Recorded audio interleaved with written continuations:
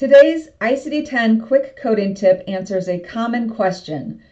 Do we code neurological symptoms the same way for a transient ischemic attack or TIA, the same way we do for a CVA, also known as a stroke? My name is Claire and I'm an inpatient coding auditor and educator. In my coding tips and tricks videos, you'll discover valuable insights to help sharpen your medical coding skills and code with confidence. If that sounds like something that would be helpful to you, please consider hitting that subscribe button so that you can be notified whenever I release new content. Both a TIA and a CVA involve a disruption in blood flow to the brain. However, the key difference is that a CVA or a stroke causes permanent brain injury, while a TIA is temporary and leaves no lasting damage. Because of this difference, coding for neurological deficits associated with a CVA are treated differently than coding for neurological symptoms associated with a TIA. When coding for a CVA, it's important to code all neurological deficits, even if those symptoms resolve before the patient is discharged. The reason why is that a stroke causes permanent brain injury and resulting deficits influence patient care, guide treatment planning, affect resource utilization, and even if they improve, they may recur later due to the lasting brain injury. Some common deficits that you may see associated with a stroke that you should code include hemiparesis, aphasia, dysarthria, ataxia, dysphagia, visual disturbances, and facial weakness. On the other hand, when coding for a TIA, do not code associated neurological symptoms.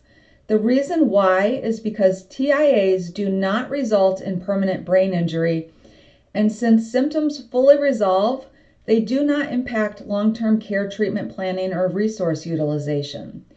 Examples of symptoms that you might see but should not code separately include transient weakness or numbness, temporary speech and vision changes, brief confusion, dizziness, and transient facial droop or imbalance. Let's take a look at some examples.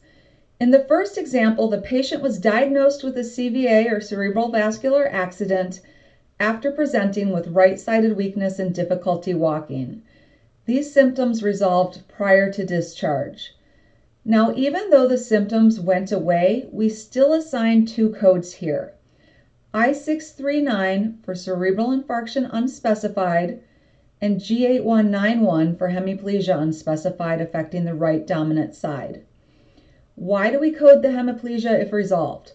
Because hemiplegia is not considered inherent to a CVA, it must be coded separately as it can significantly impact the patient's care, even if it improves or resolves before discharge. So remember, any neurological deficits caused by a CVA should be reported even if they're no longer present at discharge. Now let's look at this second example. This time the patient was diagnosed with a TIA or transient ischemic attack after presenting with the same symptoms, right-sided weakness and difficulty walking, which also resolved. However, in this case, a CVA was ruled out. So we're only going to assign one code, G459 for transient cerebral ischemic attack unspecified. And that's it, no additional codes for the hemiparesis. Why? Because a TIA is by definition transient. It doesn't cause permanent damage to the brain, unlike a stroke. So we don't need to code associated neurological symptoms separately. So that's it for today's quick tip. I really hope that this video was helpful for you. If it was, please give it a thumbs up and hit that subscribe button so that you can be notified whenever I release new content.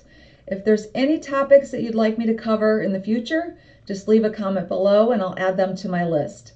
Thanks for watching, and until next time, happy coding.